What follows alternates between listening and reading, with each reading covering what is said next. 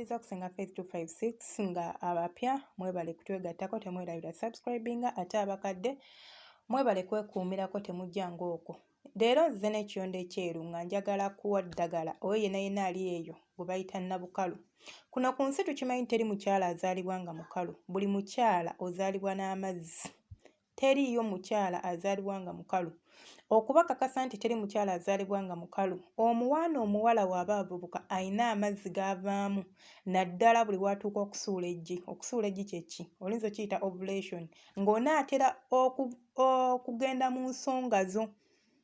Waliwo oluzzi olwo lwe tutera okufuna abaana abawala nga tuvubuka, luba luseererera bwe luti. Naffe abantu abakulu tulufuna ssaawa zino sitobeera ng'osuula eggi oba ng'oli mu ovulation, amazzi ago ogafuna gaba gaseerera nga galinga eminyira naye nga tegayina kkala, kuba we ngayita ameeru gaba meeru naye tegayina kkala, gali colourless nga bw'olaba amazzi naye go gaba gaseerera. Kye kikulaga nti teri muntu azaalibwa nga mukalu.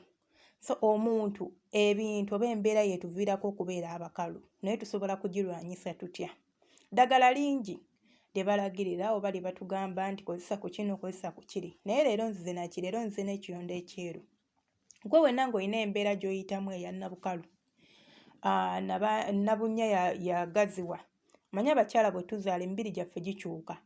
Tukimanyi tolinza kuzaala n'osigala ng'oli kyekimu n'oyo ng'atazaalangako.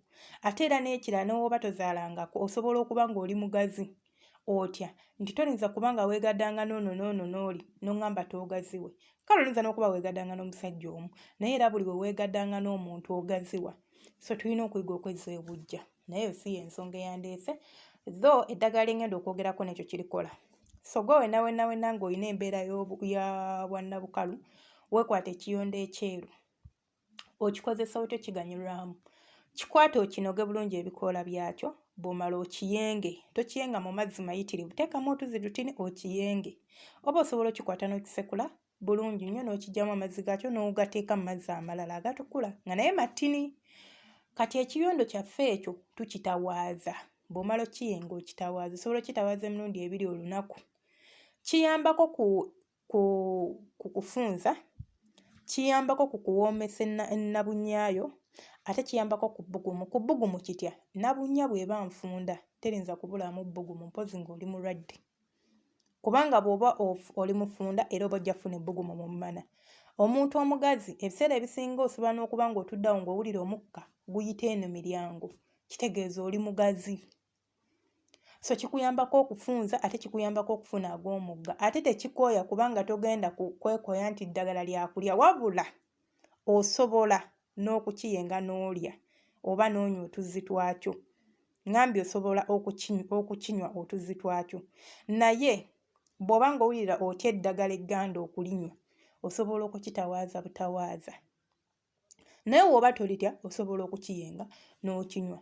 Ate awo kiba kikola bulungi nnyo kuba kiba kigenze mu mubiri munda.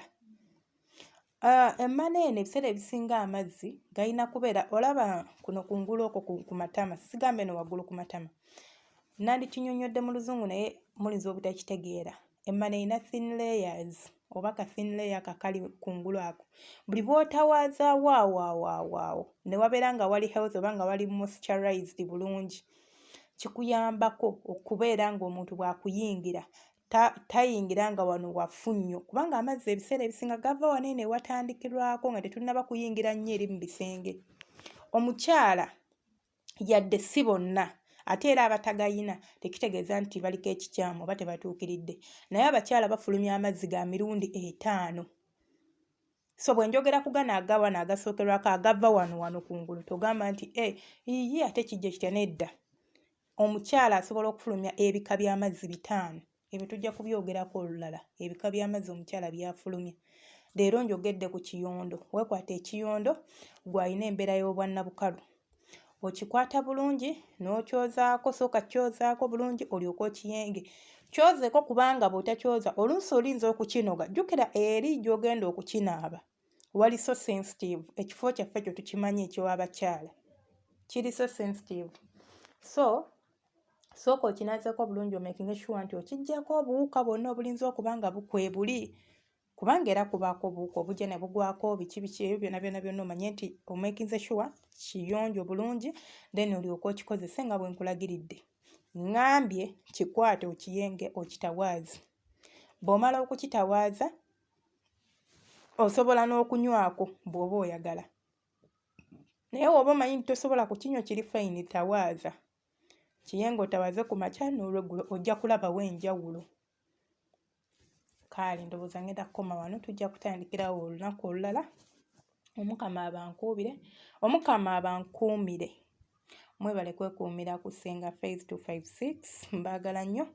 Mwebale kunsapootinga mwenna abansapootinga, banaye waliwo abaana abansapootinga kuba nina channel yange endala eno yakubiri naye nina abaana abansapootinga. Naye leero sijja kuba mentioninga mwemanyi, mbaagala nnyo nga gye nkomeza. Omukama abampeere kye musinga okwagala.